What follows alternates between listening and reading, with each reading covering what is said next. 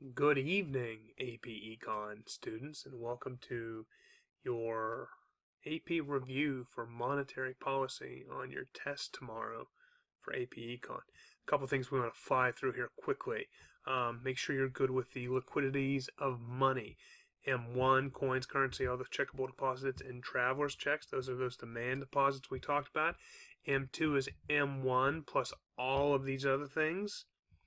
Time deposits, things underneath 100K, and M3 is right there. So make sure you're good in all those slides that we're with. Now, understand that the graph for money on the y-axis is I for nominal interest rates, and down here is the quantity of money. We see a downward sloping demand curve for the demand of money and the vertical supply curve for the supply of money at every different point. Understand there's an inverse relationship between interest rates and the quantity of money demanded. The higher the interest rate, the lower the quantity of money demanded. People don't want it as much. As interest rates drop, you'll see the quantity of money demanded, increase. Remember, we're talking about this as the opportunity cost, or the price of holding cash based on interest rates at that time. You could be making more money elsewhere. Okay, important slide that we covered looking at the demand for money. And understand that what things shift the demand for money to the right. Remember, it's not the quantity demanded, it's the demand for money. We said the things that shift the money demand are price level goes up, income goes up, taxation that affects investment, the big I goes down, and GDP goes up. All of those things will shift the money curve out. Things that will shift the money curve in, just flip all of these. And as you'll notice, each and every time you see what's happening to interest rates at each one of these points, they're all going up, up, up, up, up. So make sure you focus on this slide as we go forward. Okay? Ways to fix the economy. We talked with fiscal policy, you could tax or have government spending. In monetary policy, you're going to contract the money supply or expand the money supply. So when you have inflation, the right move is to tax people along with contractionary monetary policy. If you have unemployment or a recessionary gap, you want government spending and expansion of the monetary policy, so that'll help. So the Fed takes care of this through nominal interest rates and the supply of money, and we call this monetary policy. So how do we do it? Well, here we go. If the Fed increases the money supply, so the money supply is going to go from here to here, here to here, and move it out. A temporary surplus of money will occur at 5% interest. What's going to happen is the surplus will then cause the interest rate to drop down here to 2%. So what happens is if we have an increase in the money supply, interest rates go down, big I investment goes up, so does AD. So from here, when we increase the money supply, what happens to interest rates? They fall. Now, conversely, if we decrease interest rates and go from here to here, we see the interest rates are going to rise. We go from 5% approximately up to about 9%. With this decrease in the money supply, interest rates go up, investment, big I, goes down, and aggregate demand goes down. So how else do we see this? Well, let's see if we can practice this a little bit. Okay, draw a correctly labeled demand and supply curve for money below. Hello, it's already done for you. Okay, then demonstrate the effect of the Fed's decision to increase the money supply. Okay, so the money supply is going to increase, so we know that the money supply curve is going to move to the right. There it is. Okay, and I'll draw it in the best I can here. S M 1. Okay, now relevance here. Okay, here was the interest rate at equilibrium. Now here's the interest rate. As the quantity of money increases, the interest rates fall. Okay? And so if the quantity of money is increasing and interest rates are going down, that's going to affect aggregate demand. And what's going to happen to aggregate demand is it's going to move out. So it's going to move out, and I'm just going to draw it. Oh my God, I went right through long-run aggregate supply right there. There's my AD shift. Okay, so understand that anytime monetary policy occurs, it's going to affect the ADAS model that we've discussed over the past 2 chapters. Okay? We did this problem in class. Make sure you know how to go over it and evaluate it. If you have any questions, come and see me at class, but it's a very good practice-free response down the line for us to be ready. Okay? Supply money goes from here to here.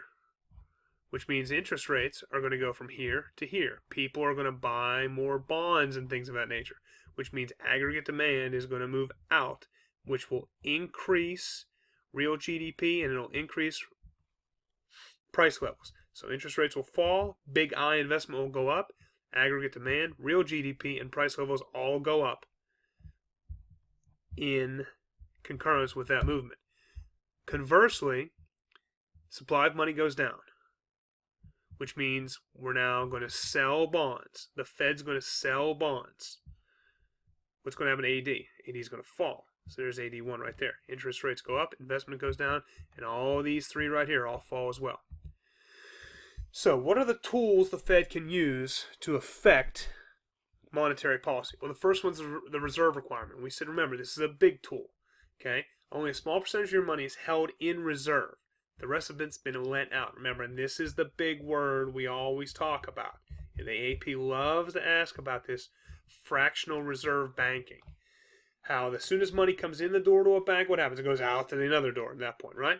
So make sure we're good on that area. Okay?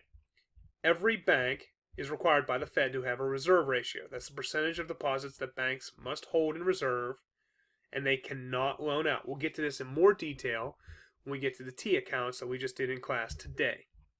Here's the money multiplier. Assume the reserve ratio in the U.S. is 10. You can see as you start working down the list right there that by putting money in the bank, you're allowing the bank to then loan most of that out to other people and therefore make money. Remember, the money multiplier is 1 over the reserve requirement. So if the reserve requirement is 0.2, that's 1 over 0.2, which is 1 over 1/5, which is 1 times 5, which is 5. So if the money supply increases $2 billion, $2 billion times 5 is $10 billion is how much money is multiplied by putting it in the bank.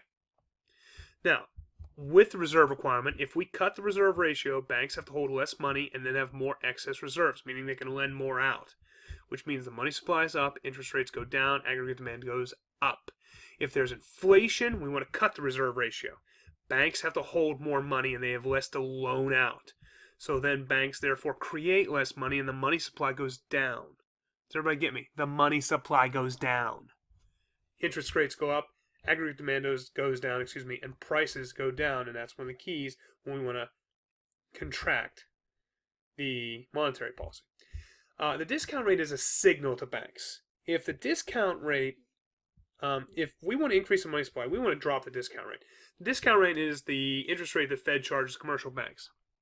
We said this isn't used a lot, though, because do banks really want the Fed knowing why they need money here, there, and everywhere? So if we want to increase the money supply, we want to cut the discount rate, which will then expand the monetary cause expansionary monetary policy. And if we want to decrease the money supply, the Fed should increase the discount rate, which would contract the money supply. Okay. The most important is this open market operations.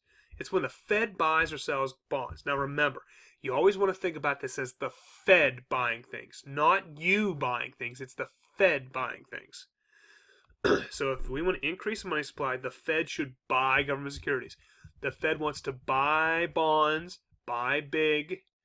They want to buy bonds from you and then give you money, which means the money supply is going to go up. If the Fed wants to decrease the money supply, the Fed should sell securities. Sell for small. Selling bonds means I'm going to give investors, consumers, whatever, give them a bond, and then they're going to give me back some money, and I'm going to contract the money supply, and it's going to go down. Okay? Here's some practice on the money multiplier. Now remember, the Fed is selling bonds. Sell for small. So what's going to happen to the money supply? It's going to go down. If the Fed is buying bonds, it's going to go up. And understand that if the reserve requirement goes down, the money multiplier ought to go up, right? Because here it would be 2. 1 over 0.5 is 1 over a half, which is 2. Now it would be 5, and we'll make more money by investing at that time. Okay, key. Federal funds rate. Remember, we said banks don't really want the discount rate with the Fed. They'd rather deal with the federal funds rate. The federal funds rate right now is 0.25. We talked about that in class. Discount rate right now is 0.75. So you're going to get a better rate by going bank to bank on the interest rate for one-day loans that banks charge one another than going to the Fed. Okay. Now the Fed will influence, my gosh, the federal funds rate by setting a target rate and using bonds, open market operation of buying and selling of bonds, to hit the target. Okay. So we did this one in class as well. This 2009 practice free response. Make sure you know how to figure out the total change in reserves in the banking system and the maximum possible change. Another key point that we talked about in class today is that if bond prices go up, if interest rates go up, bond prices are going to go down.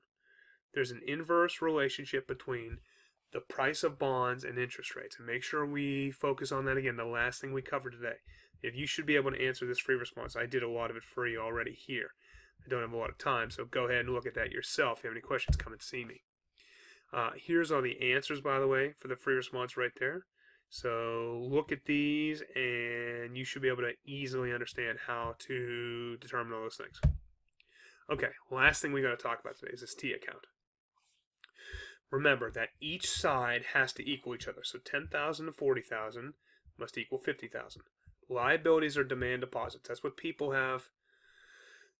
Checking accounts, all the things we talked about, cash, currency, blah, blah, blah. These are the required reserves, and these are the loans the bank has given.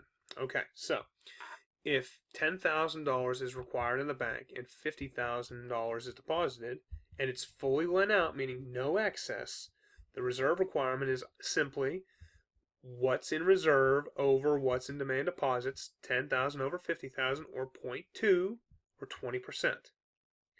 So the question is, what's a multiplier? Well, 1 over 0.2, or 1 over 1/5, or 1 times 5 is 5.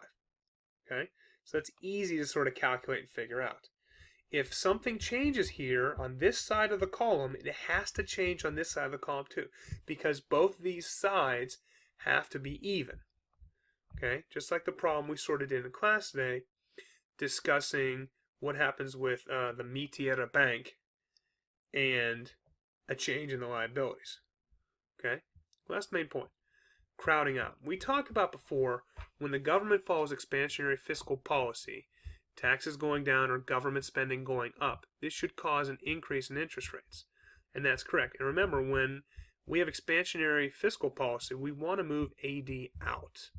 But remember, as soon as AD moves out, it's going to shift back in a little bit because government's taking care of things that the consumer or business investment is not. So to counteract this crowding out effect, this moving back of AD, the Fed will lower interest rates and increase the money supply, thereby increasing the quantity of money, kicking AD back out to where we wanted it out here, and not moved in a little bit like we talked about with that crowding out thing.